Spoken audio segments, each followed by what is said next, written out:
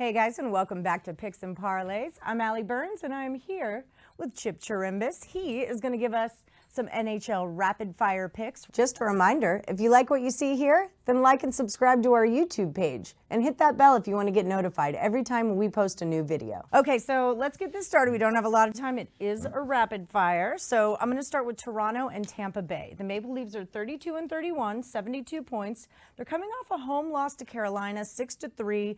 They've won 2 of their last 5. On the road, they're 16-15, and they're number 3 in the division behind who they're playing, the Lightning. Tampa Bay is 40-22. They've got 85 points, solid team. They're 20-9 at home, so this is going to be a tough one, but they're coming off of back-to-back road losses.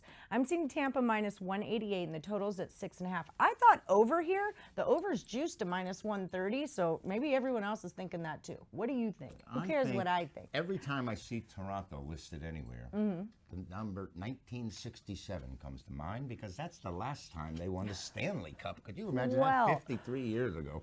It's been a while. Yeah. I mean, even the Houston Astros got into the World Series. But Toronto has struggled against this Tampa Bay team. You know, the Lightning were one of the forerunners in the NHL for a number of years, leading point scorers, and then they'd get in the playoffs and they'd run into difficulties. Right. But Toronto's only won 1 of the last 7 times they played in Tampa, so they've struggled there. They're 3-8 overall against Tampa Bay. They're 1-6 in the last 7 meetings. They've only won 3 of the last 11 times they were in Tampa. Okay. Tampa's 20-7 at home and with 2 pushes. They have dropped their last 2, so I think the Lightning, no matter what the price is here, is going to be ready to fly on the ice. That's how they say. I'm looking for them to do some skating. And Toronto, of course, what are you going to do? You can't overcome 1967. Yeah, it is what it is. Right. All right, moving on, we're going to go to the Panthers and the Coyotes. Panthers are 32-30, 70 points. They've lost their last 2, coming off a loss to our own VGK, 5-3. They have equal and home records, equal home and away records, 16-16 for the most part. This will be their 5th game in a row on the road. That's important to note. Yes, it is. Coyotes, 31-34. They have 70 points. They're coming off a home win against the Lightning, 7-3. That's crazy.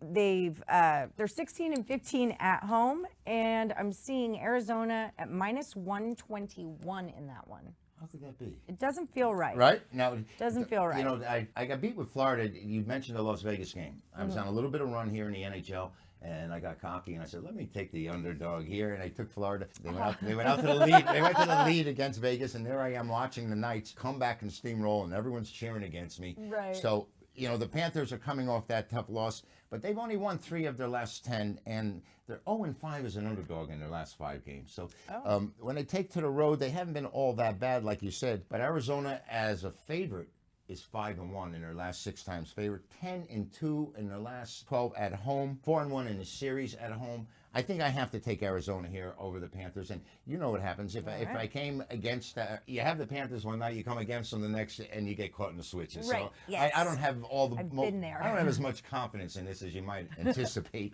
considering coming off a loser. I'd rather be coming off a winner and feel good about what I'm doing. Right. But Arizona, 31-26 on the year. They're not one of the dominant teams in the NHL, but they are 10-2 in their last 12 at home. So all right, so play the Coyotes is a good number, minus 121.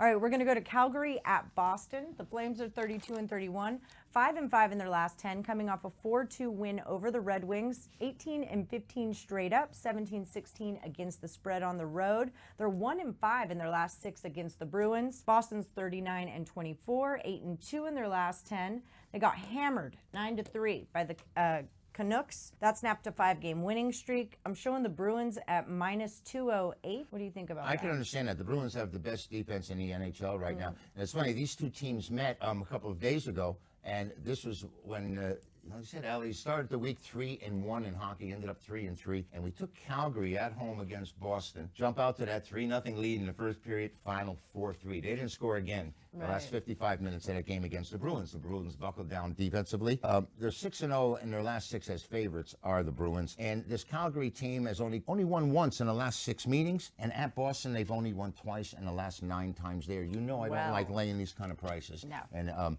if you had to lay the goal and a half and maybe get some money back, that would be the way to go. But I don't think Calgary measures up against these Bruins. I think the Boston's defense is the toughest in the league right now, least goals allowed per game. So I take the Bruins at home, and I hate laying that 2-1 though. You know. Yeah, I'm not that kind of girl. and- Yeah, I'm the plus money, honey. I'm not the Right, exactly. minus money, and, honey. And Yeah. And hockey's the one game where you feel more comfortable taking a home team because it just seems like it's so difficult for the visitors to overcome on the road. So, but it happens. Yeah, that's why it's such heavy favorites. You know? Yeah. And baseball doesn't have the same type of impact, you know, because you have an outstanding pitcher and he can quiet the crowd. And basketball, the crowd can get behind people as well as hockey. So I think there's a big major advantage to being a home team in the NHL. All right. So the pick is the Bruins minus 208. No, I don't want to hear how much. But I'll take the Bruins. All right, so New Jersey at Detroit. We've only got a couple minutes left. Okay.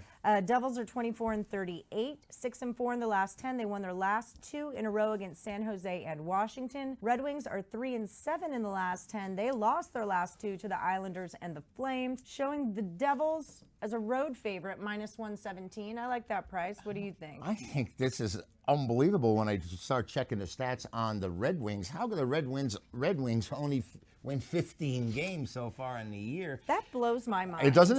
It blows the my- numbers are what have you been outrageous. doing all season? They haven't been skating, that's for sure. Yeah. And maybe the ice has been melting in Detroit. They've had a very mild winter.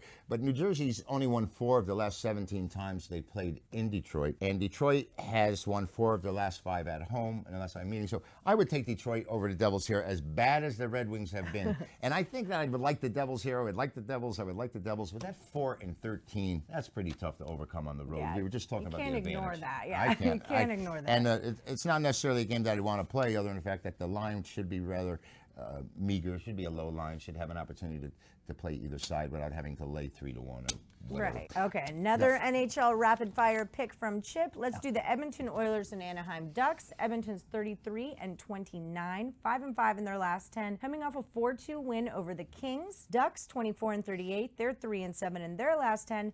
They're on a 4-game losing streak. Right. I'm showing the Oilers minus 141. Well, the Oilers, you know, we've talked about them earlier about the struggles they've had on the road this season.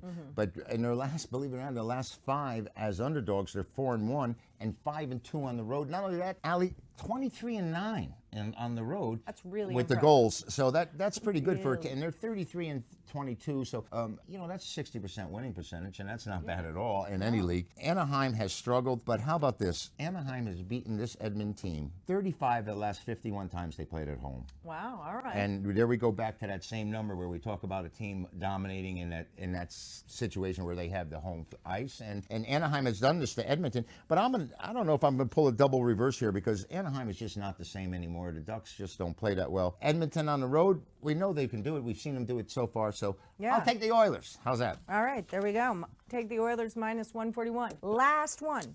Oilers are favored 141 on the road here. That's what I got. Then I like them even more. Boop, boop, boop. I All like right. them even more. Take them twice. Okay, last one real quick. We've got Columbus at Minnesota. The Blue Jackets are 30-33, 2-8. They've lost their last 8 in a row. Right. They have a massive amount of injuries. That's always going to be a problem. They're 12-18 straight up, 20-10 against the spread on the road.